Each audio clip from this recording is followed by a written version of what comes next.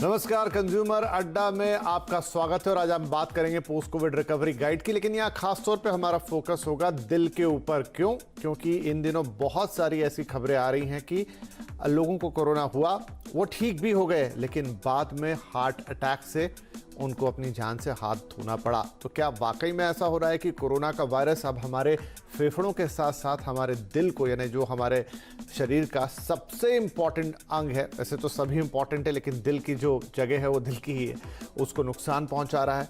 क्या बहुत सारे जो हार्ट अटैक के केसेस आए हैं वो डायरेक्टली कोरोना से रिलेटेड हैं या कोई और चीज़ है? जो ऑक्सफोर्ड के जर्नल में जो एक रिपोर्ट छपी है उसे किस हद तक हम मान सकते हैं और किस हद तक जनरलाइज कर सकते हैं? और कुल मिला के कोरोना का हार्ट के साथ क्या लेना देना है? अगर हार्ट अटैक ही नहीं तो क्या ये वायरस हमारे हार्ट को लॉन्ग टर्म के लिए वीक कर रहा है, लॉन्ग टर्म के लिए खराब कर रहा है? ये भी एक देखने वाली बात होगी। तो आज इसी पर होगा हमारा फोकस और साथ में कुछ और भी पोस्ट कोरोना रिकवरीज और जो दूसरे कॉम्प्लिकेशन लोगों को हो रहे हैं, इनफैक्ट उन पे तो बातचीत करेंगे ही, लेकिन आज का फोकस हार्ट है। और हमारे साथ इस कार्यक्रम में शामिल हो रहे हैं Fortis heart and vascular institute के chairman doctor TS. Kaler, Indraprastha Apollo के इस हॉस्पिटल के senior consultant doctor Suranjit Chatterjee और स्टार इमेजिनिंग के डायरेक्टर समीर भाटी साहब। आप सभी का बहुत बहुत स्वागत है। तो डॉक्टर कलेर, हम सबसे पहले आपके पास ही आते हैं। शायद डॉक्टर कलेर हमारे साथ, दुर्भाग्य है हमारा कि हमारे हार्ट स्पेशलिस्ट आज जो शो के हैं उनका फीड डाउन हो गया। एनीवेज, लेकिन डॉक्टर सुरंजीत हमारे साथ हैं। सुरंजीत साहब, चूंकि मेरा फोकस आज हार्ट के ऊपर है, तो क्या आप इस पे थोड़ा इनिशियल प्रकाश एक डालेंगे कि अगर हार्ट का मामला है और जिस तरह की कुछ मृत्यु की हम बातें सुन रहे हैं देश के अंदर, उनमें कितना कोरिलेशन है? क्या ये बात वाकई सही है या अभी इस पर कुछ प्रामाणिक रूप से नहीं कहा जा सकता? देखिए, ये बात सही है कि मतलब मेरे ख्याल से ये थोड़ा-सा हम लोग ओवर डायग्नोज भी कर रहे हैं। कोरिलेशन हमको यही बताता है कि ज़रूर हार्ट में इन्वॉल्वमेंट है। ऐसी बात नहीं कि post Covid recovery cardiac involvement हो रहा है, ज़रूर हो रहा है। जिसमें कि मायोकार्डाइटिस हो रही है, जिसको कि इन्फ्लेमेशन ऑफ द हार्ट बोल रहे हैं, हार्ट में ब्लॉक्स हो रहे हैं एंड पल्मोनरी एम्बोलिज्म बोल के एक चीज़ होती है जो कि लंग को अफेक्ट करती है, जहाँ लंग में क्लॉट्स चले जाते हैं, हार्ट के अंदर भी क्लॉट्स हो रहे हैं। बट ये मेनली उन्हीं लोगों में हो रहा है जो कि at least moderate to severe disease से भुगत चुके हैं। नॉर्मली अगर एसिम्प्टोमेटिक या माइल्ड डिजीज से भुगते हैं तो उनमें ये चीज नहीं हो रहा है। मेनली अभी तक भी कोविड रेस्पिरेटरी सिस्टम का डिजीज है, बट इसका ये मतलब नहीं कि हार्ट का इफेक्ट नहीं कर रहा है। कई लोगों की मृत्यु भी हुई है घर जाने के बाद, जो कि मोस्टली कार्डियक इवेंट ही सोचा जा रहा है, और जिसमें कि और एक इवेंट जो है जिसको पल्मोनरी एम्बोलिज्म सोचा जा रहा है because of clot formation in the body. पर ये बात मेनली उन्हीं में हो रही है जो कि मॉडरेटली टू सिवियर डिजीज से भुगत चुके हैं। तो इसको हम लोग ये भी नहीं कर सकते, इसको इग्नोर नहीं कर सकते। हमें पेशेंट को जरूर अवेयर रखना है कि क्लॉटिंग जरूर होती है पोस्ट कोविड। सिम्टम्स हो तो अपने डॉक्टर से जरूर बात करें, बट इसको ओवर हाइप भी नहीं करना है। ओनली अवेयरनेस जरूर मरीजों में डरना है, पूरी फैमिलीज में अवेयर करना है कि अगर आपको कहीं चेस्ट पेन हो या लेग पेन हो या कहीं सूजन हो या इवन स्ट्रोक्स भी लोगों को हो रहे हैं, जैसे कि जिसको ब्रेन स्ट्रोक्स बोलते हैं बिकॉज ऑफ क्लॉट फॉर्मेशन, या जैसे स्लरिंग ऑफ स्पीच हो या ड्राउजीनेस हो, या कुछ हो, तो अपने ट्रीटिंग डॉक्टर को जरूर बताएं। राइट, बढ़िया। डॉक्टर कलेर, आप डॉक्टर सुरंजीत को भी सुन पाए होंगे और हम आपसे भी पूछना चाहेंगे, क्योंकि हार्ट से जुड़ा हुआ सीधा सीधा मामला है कि जो चाहे ऑक्सफोर्ड जनरल की स्टडीज़ हो और हमारे देश में भी कई ऐसे मामले हमने रिपोर्ट होते हुए भी सुने हैं, आसपास में भी सुने हैं, जहां पर एक कोविड मरीज पोस्ट रिकवरी उनको हार्ट अटैक आया और उनकी डेथ हो गई। वही हम आज समझना चाह रहे हैं कि ये कितना गंभीर है। जैसे डॉक्टर सुरंजीत ने बताया कि शायद जो लोग होम आइसोलेशन में या एकदम नॉर्मल सिम्टम के साथ कोरोना पॉजिटिव हुए ठीक हो गए, उनके लिए तो नहीं, लेकिन मॉडरेट और फिर सीवियर कैटेगरी में जो लोग जाते हैं उनके लिए कॉम्प्लिकेशन बिल्कुल हो सकते हैं।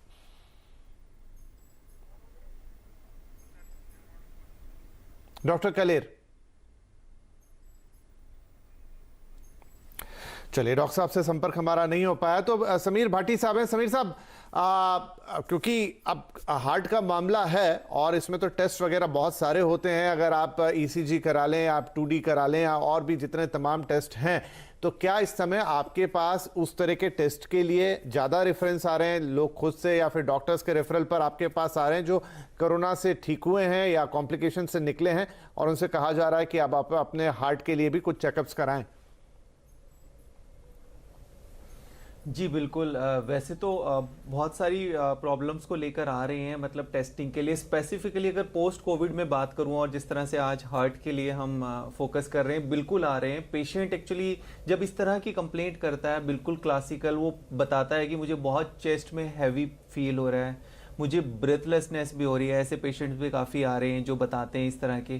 फिर उन पेशेंट्स का जब कंप्लीट कार्डियक इवैल्यूएशन करना होता है, क्योंकि अगर ऐसी सिम्टम्स बताते हैं तो उसको आप इग्नोर नहीं कर सकते, उनके लिए डॉक्टर फिर आगे एडवाइस करते हैं कार्डियक इवैल्यूएशन, और उनके जो इकोकार्डियोग्राफी और अदर टेस्ट है उनका फॉलोअप के लिए काफ़ी केसेस आ रहे हैं हार्ट के साथ साथ स्पेसिफिकली। पर उनमें काफ़ी सारे केसेस ऐसे निकलते हैं, अगर उनका आप हिस्ट्री लो तो जैसा अभी डॉक्टर साहब ने भी बताया कि वो होते उतने ज़्यादा सिम्टमेटिक नहीं है, मतलब उनका थ्रू आउट जब कोविड होता है तो उनके माइल्ड या मॉडरेट सिम्टम्स ही होते हैं, और यूथ भी काफ़ी ऐसा है। तो ज़्यादातर में निकल के आता है कि उनको वो पैनिक अटैक है।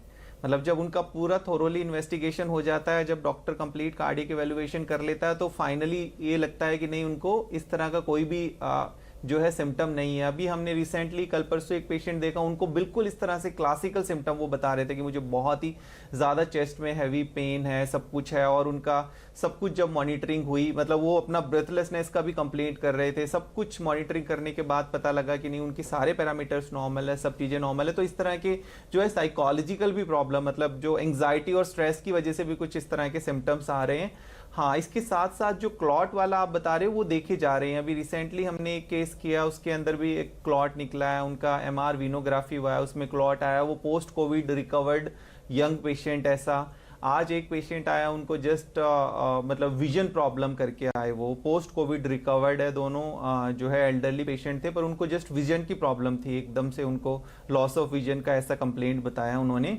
फिलहाल उनका एमआरआई किया गया है, एमआरआई उनको नॉर्मल हुआ है, बट उनकी न्यूरोलॉजिकल इवैल्यूएशन चल रही है। तो अभी देखिए नया वायरस और इसके पोस्ट कोविड सिक्वल, अभी और कई चीज़ें सामने आ रही है, क्योंकि फिलहाल हमारा फर्स्ट वेव के बाद हम सोच रहे थे कि इसके जो पोस्ट कोविड वाले जो चीज़ें हैं उनके ऊपर काम करेंगे, पर जिस तरह से अभी सेकेंड वेव इतनी ज़्यादा आ गई, तो जो पोस्ट कोविड है उनको तो बहुत ज़्यादा देख ही नहीं पा रहे, अभी तो सिर्फ एक्यूट मैनेजमेंट चल रहा है।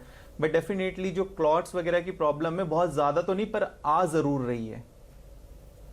डॉक्टर कलेर के पास जाते हैं। डॉक्टर कलेर, यही सवाल था हमारा आपसे, हम माफी चाहेंगे कि आपसे संपर्क स्थापित नहीं हो पा रहा था, लेकिन अब हो गया है कि हार्ट को लेकर जो चीजें आ रही हैं, चाहे अगर हम बात कहें कि वो फॉरेन में छपे हुए किसी जनरल, यानी कि ऑक्सफोर्ड जनरल में छपी हुई रिपोर्ट हो, वहां पर भी इस तरह के काफी केसेस आए, या हम हिंदुस्तान की भी बात करें जहां पर काफी यंग लोग जो कि पोस्ट कोविड रिकवरी के बाद उनका हार्ट अटैक से, हार्ट फेलियर से, कार्डियक अरेस्ट से यहां पर डेथ होती हुई नजर आ रही है।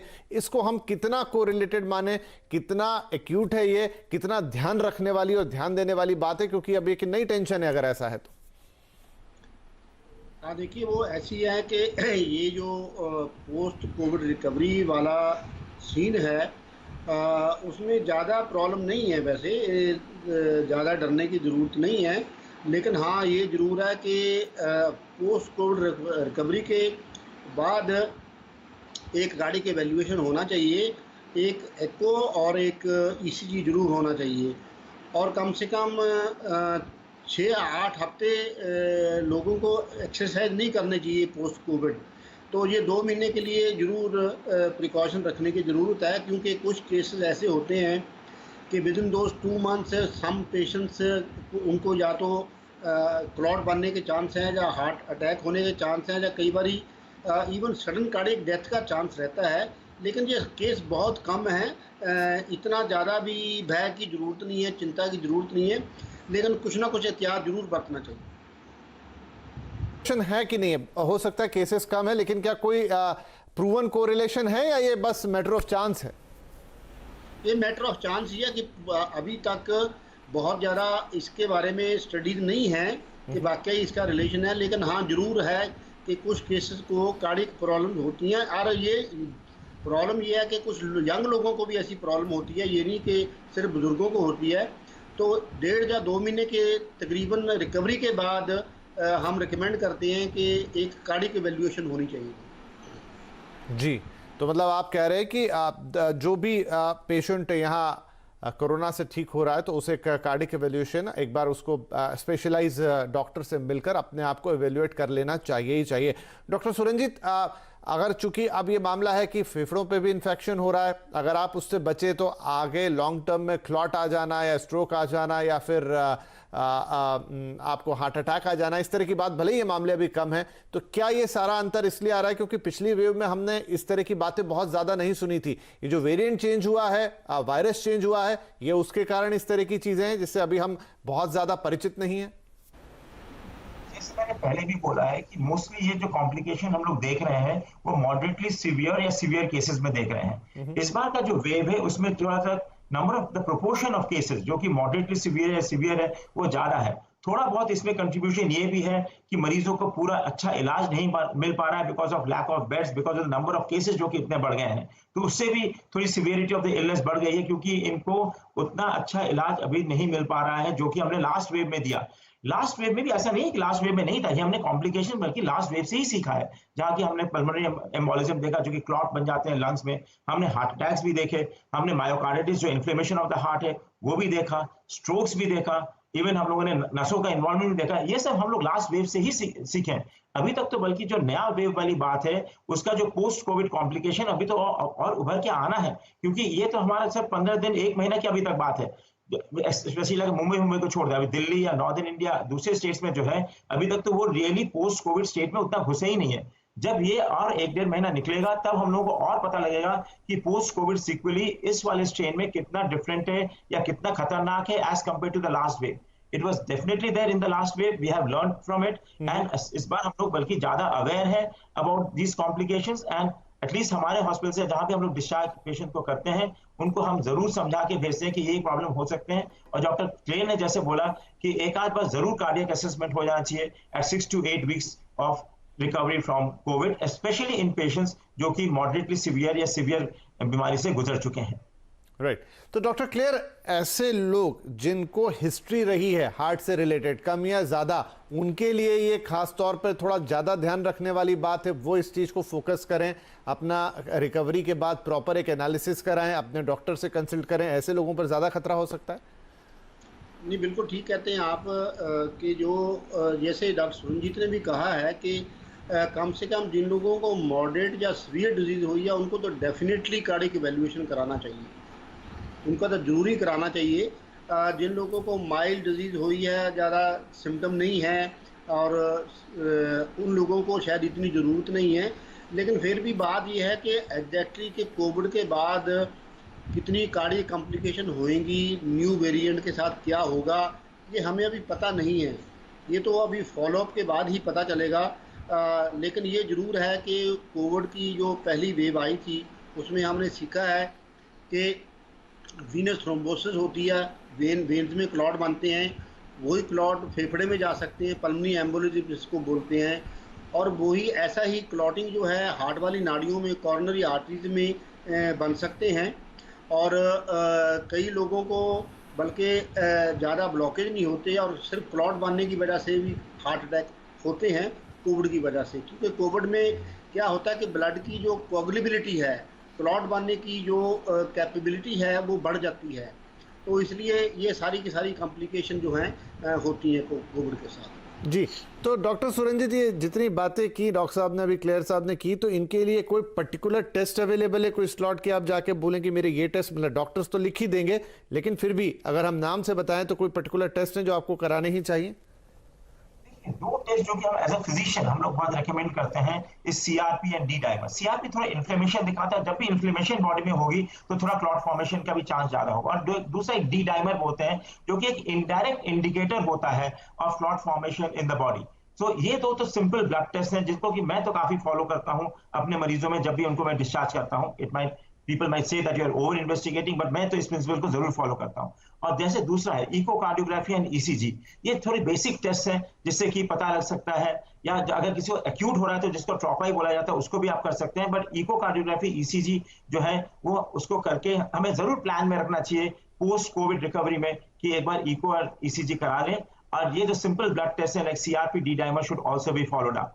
दूसरी जो चीजें हैं जो कि बहुत मुश्किल होती है कई बार, जबकि मायोकार्डाइटिस जो वाली बात होती है, और वो तो अगर सिवियर होगा या मॉडरेट होगा इको पकड़ लेगा, बट कभी कभी माइल्ड होती है, जैसे कई बार हार्ट रेट वेरी करता है, कभी कभी वीकनेस लगती है, वो तो कार्डियक एमआरआई या किससे पकड़ में आती है, जो कि बहुत ही स्पेशलाइज्ड टेस्ट है, and I don't think that is really required to reach to that stage. But simple tests like CRP, D-dimer, ECG, echo is good enough to diagnose any serious cardiac involvement. जी, तो doctor clear, क्या कोई इसके लक्षण कहीं पहले से पता लग सकते हैं, थोड़ा आइडिया लग सकता है कि अगर आपको इस तरह की चीज़ें हो रही हैं तो आप जाके तुरंत टेस्ट करा लें? अगर आपने अभी अभी रिकवर किया है, ये सब बिल्कुल साइलेंटली होता है, आपको तभी पता लगता है जब कोई घटना घट जाती है? ये ज़्यादातर तो सडनली ही पता चलता है, लेकिन अगर आपको लेग्स में और थाइज में पेन है तो एक तो ये सिम्टम हो सकता है कि वेनस थ्रोम्बोसिस है। दूसरा, अगर आपको बीच बीच में ब्रीदिंग प्रॉब्लम होती है, सडनली बीच बीच में इंटरमिटेंट अगर ब्रेथलेसनेस हो रही है, तो आपको ये चिन्ह हो सकता है कि ये लंग वाले जो पल्मोनरी एम्बोलिज्म हो सकता है। तो ऐसे लोगों को तो जरूर अपना चेकअप करा लेना चाहिए। और दूसरी बात, जैसे सुरंजीत साहब कह रहे थे कि जो हम टेस्ट करते हैं जैसे CRP है और D-डाइमर है, जिन लोगों में D-डाइमर काफ़ी बड़ा हुआ है उन लोगों को मैं तो मेरी प्रैक्टिस में मैं क्या करता हूं कि उनको एंटीकोआगुलेशन पे डाल देता हूं कि भाई कम से कम 1 महीने के लिए एंटीकोआगुलेशन ले लीजिए। तो D-डाइमर का ज़्यादा होने का मतलब ये होता है कि दैट इज़ ए इंडिकेटर कि ऐसे पेशेंट में पल्मोनरी एम्बोलिज्म या क्लॉटिंग की ज़्यादा चांस है। जी, ठीक है, तो ये बढ़िया सलाह है। भाटी साहब, ब्रेक लूज से पहले मुझे बताइए कि जो तमाम टेस्ट हमारे डॉक्टर्स रिकमेंड कर रहे हैं, अमूमन कितना खर्चा आ जाता होगा इनको कराने में? देखिए, अभी ज़्यादातर क्या है, जैसे अभी डॉक्टर साहब ने बताया, डॉक्टर सुरंजीत ने भी बताया, डॉक्टर क्लेयर ने भी बताया, ज़्यादा स्पेसिफिकली मार्कर आपका CRP और D-डाइमर है। पर इसके अलावा भी कई बार क्या होता है कि CRP, D-डाइमर, IL-6, LDH, फेरेटिन शुरुआत के दिनों में ही लिख देते, मतलब या पेशेंट कई बार वो व्हाट्सएप पे सर्कुलेट होता है तो वो कराने आ जाते हैं, जिनका कोई बहुत ज़्यादा महत्व नहीं है। अगर हम सिर्फ CRP और D-डाइमर खाली करें तो ये दोनों टेस्ट आपके 1500 से 2000 के बीच में हो जाते हैं। हाँ, मतलब कोई ऐसा बड़ा भारी खर्चा नहीं है कि आप उन टेस्ट से बचें। अगर डॉक्टर लिख रहे हैं तो जरूर करा लें, क्योंकि आपके स्वास्थ्य के लिए इंपॉर्टेंट है। और हाँ, जैसा भाटी साहब कह रहे हैं, व्हाट्सएप वाली चीज़ों पे ना जाए, वहाँ से डॉक्टरी ना पड़े। जो आपके डॉक्टर आपको सजेस्ट कर रहे हैं, भले ही आप उनसे एक टेलीफोनिक कंसल्टेंसी ले लें या उनसे बात कर लें, लेकिन करें वही, टेस्ट भी वही कराएं जो डॉक्टर्स लिख के आपको सजेस्ट कर रहे हैं। चलिए एक छोटा सा ब्रेक ले लेते हैं। ब्रेक के बाद कुछ और कॉम्प्लिकेशंस पे बात करेंगे, क्योंकि वायरस अपने रूप अब बदल रहा है तो डेफिनेटली कॉम्प्लिकेशंस भी थोड़े बदल रहे हैं। लेकिन आपको भी ये जानकारी अगर होगी तो आपके लिए कोई दिक्कत नहीं होगी, जानकारी ही बड़ा बचाव रहेगी। एक छोटा ब्रेक के बाद बातचीत जारी रहेगी।